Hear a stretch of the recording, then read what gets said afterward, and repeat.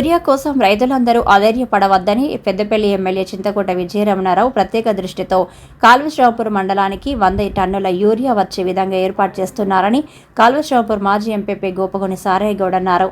పెద్దపల్లి జిల్లా కాల్వశ్రాంపూర్ మండలంలోని కునారం గ్రామంలో మాజీ ఎంపీపీ గోపగొని సారయ్య గౌడ్ మీడియా సమావేశం నిర్వహించారు. ఈ సందర్భంగా ఆయన మాట్లాడుతూ యూరియా కోసం రైతులు ఎవరు ఆందోళనకు గురికావద్దని పెద్దపల్లి ఎమ్మెల్యే చింతకుంట విజయరమణారావు ప్రత్యేక దృష్టితో కాల్వశ్రాంపూర్ గ్రామానికి సోమవారం 15 టన్నుల యూరియా రాబోతోందని 10-11 తేదీలోపు కునారం, మంగపేట, జాఫర్ఖాన్పేట, వెన్నంపల్లి, పెగడపల్లి గ్రామాలకు 15 టన్నుల చొప్పున ప్రతి గ్రామానికి యూరియా బస్తాలు రానున్నాయన్నారు. వారం రోజుల్లో శ్రీరాంపూర్ మండలానికి 100 టన్నుల యూరియా వచ్చే విధంగా పెద్దపల్లి ఎమ్మెల్యే ఏర్పాట్లు చేస్తున్నారన్నారు. రైతులందరూ ఓపికతో ఉండాలని వారు సూచించారు. రానున్న కాలంలో యూరియా కొరత ఏర్పడకుండా ఎమ్మెల్యే పక్కా ప్రణాళిక ఏర్పాటు చేస్తున్నారన్నారు. తెలంగాణ రాష్ట్రానికి కేంద్ర ప్రభుత్వం యూరియా అందించడంలో విఫలమైందన్నారు. రామగుండం RFCL మూతపడి 105 రోజులు గడుస్తున్నా కేంద్ర ప్రభుత్వం మాత్రం నిమ్మకు నీరెత్తినట్లు వ్యవహరిస్తుందన్నారు. ముఖ్యమంత్రి, రాష్ట్ర మంత్రులు కాంగ్రెస్ ఎంపీలు కోసం పోరాటం చేస్తున్నారని అన్నారు.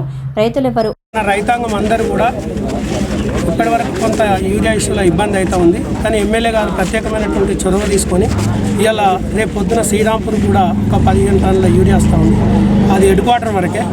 మళ్ళీ 10-11 తారీఖు లోపు కూనారం గ్రామానికి ఒక 15 టన్నులు, మంగపేట, జాఫర్ఖాన్పేటకు 15 టన్నులు, తర్వాత వెన్నంపల్లికి ఒక 15 టన్నులు, ఆ తర్వాత శ్రీరాంపూర్ కానీ, పెగడపల్లి కానీ, గంగారం కానీ, తర్వాత పందిళ్ళకు కూడా పెద్ద ఎత్తున శ్రీరాంపూర్ మండలం కొరకే ఒక 100 టన్నుల యూరియాను ఈ 3 రోజులలో కేటాయించడం జరుగుతుంది. దయచేసి రైతులందరూ కూడా కొద్దిగా ఓపికతోటి సమయాన్ని పాటించి యూరియా కొరకు ఇబ్బంది కాకుండా కొంత ఇబ్బంది అవుతూ ఉంది.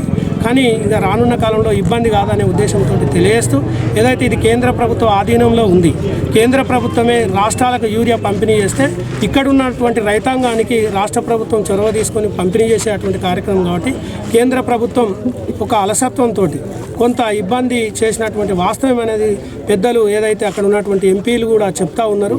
మరియు అదే మొన్న రఘునందన్ రావు గారు కూడా కొంత తప్పు జరిగిందనే ఉద్దేశంతో ఒప్పుకోవడం జరిగింది. ఆ తర్వాత ఏదైతే RFCL ఇలా 100 రోజులు 105 రోజులు అవుతూ ఉంది. ఇప్పటి వరకు కూడా షట్ డౌన్ అయింది. కానీ దాని కేంద్ర ప్రభుత్వం ఏదైతే నరేంద్ర మోడీ ప్రభుత్వం, BJP ప్రభుత్వం ఇంతవరకు కూడా దాని గురించి ఆలోచన చేస్తలేదు. కాబట్టి ఇవాళ ముఖ్యమంత్రి గారు కానీ, రాష్ట్ర మంత్రులు కానీ, ఆ తర్వాత ఎంపీలు కూడా పార్లమెంట్ ముందు నిరసన చేసినందుకు ఈ మధ్యలో ఉటావుటిన యూరియా పంపిస్తూ ఉన్నారు. ఆ తర్వాత తుమ్మల నాగేశ్వరరావు మంత్రి గారు కూడా నిన్నగాక మొన్న ఢిల్లీకి వెళ్ళడం జరిగింది.